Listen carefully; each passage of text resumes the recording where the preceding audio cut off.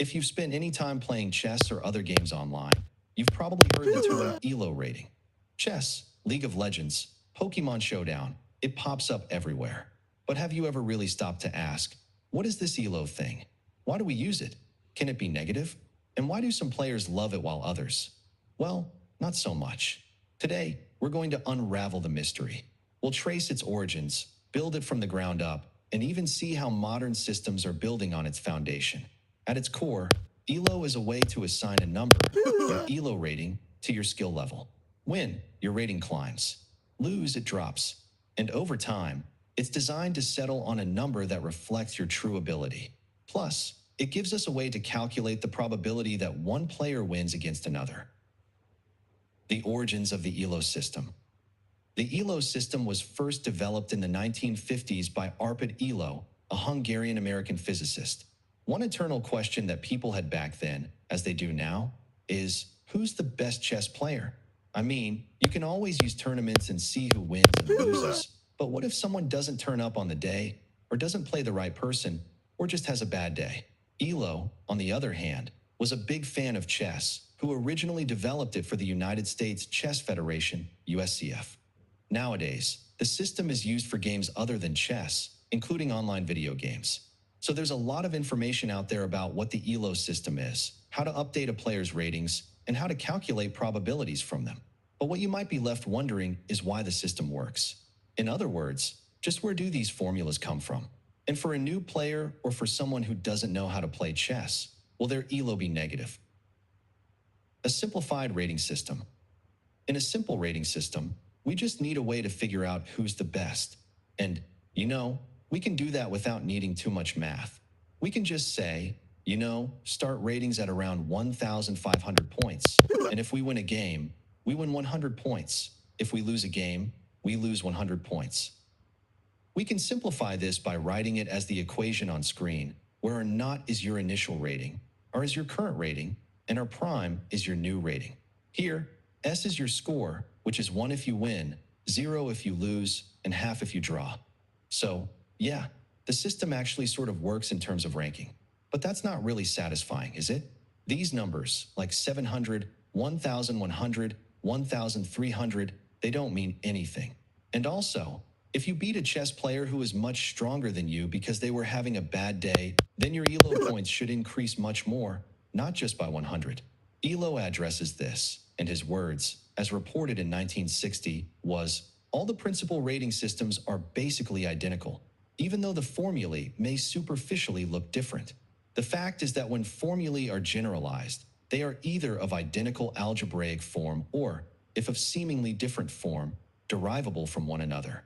The main innovation of the ELO system was to make these numbers, the differences between scores, actually meaningful and to give them some predictive power, like the probability you will win, rather than just if you were expected to or not. The ELO system. Now, let's see how the ELO system works. The USCF, the chess governing body in the US, made sure the average player had a score of 1,500, and they said a 400-point difference means that the person with a higher score is going to win 10 out of 11 times. Probability 10/11 equals 0.909. So let's draw this on a plot. On the x-axis, we have the difference in ELO, and on the y-axis, you have the expected chance of winning. So if your ELO is 400 lower than LILM is perfect, you will win 1 out of 11 times. If two players have the exact same ELO, we'd expect to see a 50% chance of winning or losing, so right here in the center. Of course, if one player's ELO is much higher than the others, we expect almost a 100% chance of victory. So, as an ELO difference increases, we'd expect the win rate to approach or asymptote towards 100%, a certain win. Finally, we'd expect this plot to be perfectly symmetrical, which makes sense. We also know higher the ELO difference, higher will be the probability, so the graph will be monotonically increasing, or in other words, it just always goes up. Now, we just need to connect the dots in some sort of reasonable way, which we can do with a lot of different types of functions. The most accepted one is a simpler base 10 logistic function. The logistic function in its general form looks like this, where mean, mu, and s are variables that we can pick. Now we can solve the two variables using the 2 points we know. So, here, because you want an ELO difference of 0 to mean a 50% chance of winning, we can easily just set mu to 0, so the plot is symmetrical. S is a bit more complicated. S represents the standard deviation of the distribution, or just how flat or sharp this turn is. Since we know that when X, or the ELO difference, is 400, we have a 10 out of 11 chance of winning. We can just do some algebra. We can solve for S and see that S is a very clean 400. And yeah, that's the ELO system basically made. Now our numbers actually mean something. So, if your ELO is, say, 100 higher than your friends, we can either plug it into this equation or read it off this plot and see that you have, for example, a 64% chance of winning. Now, how do we know if ratings should change? And if they should change, how do we know how much they should change by? For example, let's say your ELO is 400 higher than mine. As we've said before, that means if we play 11 games, maybe you should win 10 times. So, let's say we actually do that, and you win 10 times out of 11. In that case, the ELO rating was perfectly accurate in its prediction, which means we should not expect our ELO to change because it is correct. On the other hand, if you won all 11 games, it means your ELO should increase, and correspondingly, my ELO should decrease.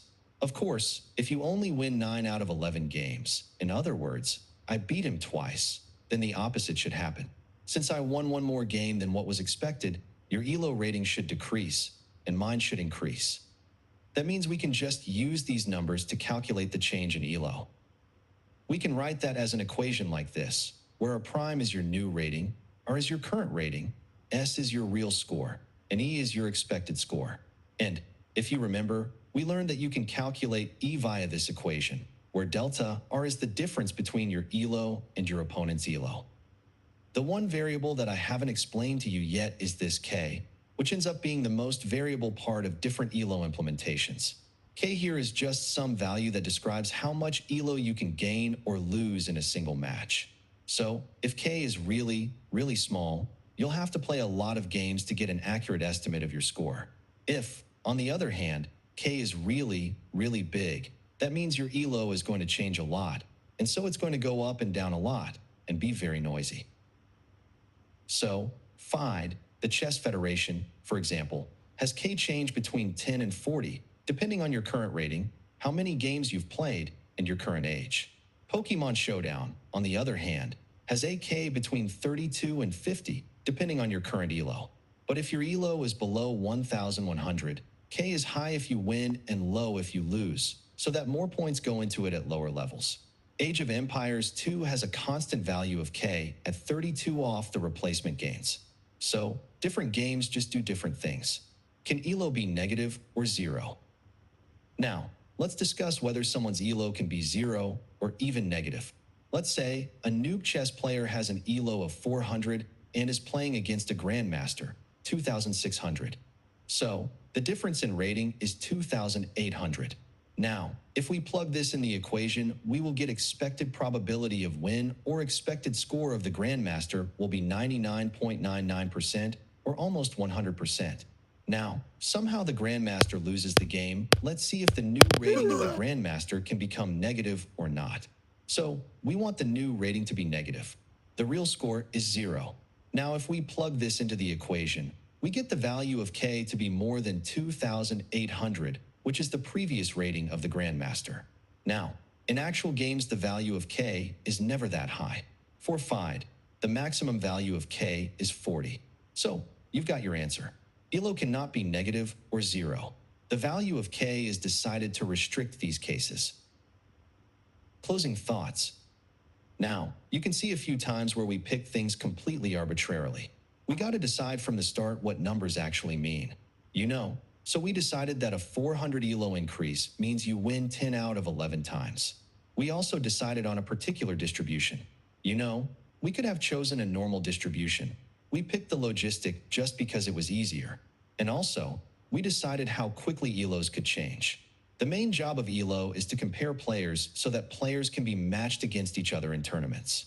Although, currently there are many alternative rating systems currently in the world, ELO, world's favorite logistic flavored rating system, is here to stay at this point.